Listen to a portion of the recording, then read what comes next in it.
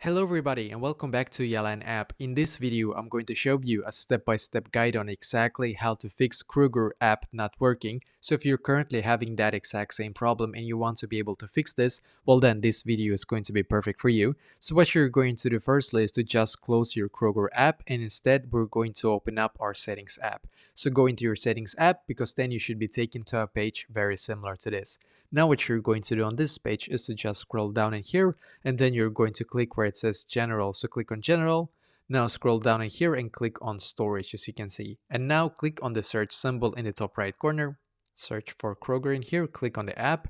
And now what you're going to do, you're going to firstly click on upload app, and once again click on upload app in here, and then wait and click on the blue button here again. So by the way, I did this myself and it worked after that. I just had to basically do this to force it to automatically update to the newest version. So just wait for it to completely load right here, then go back into the app, and hopefully now it also works for you, because by doing this, you're going to fix a lot of bugs that was in the previous version. And by the way, if it still is not working even after you have done this, it might be due to your connection being not great, or the app itself like having like a worldwide problem and you just have to wait for them to actually fix it. So hopefully this video going to be able to fix this problem for you.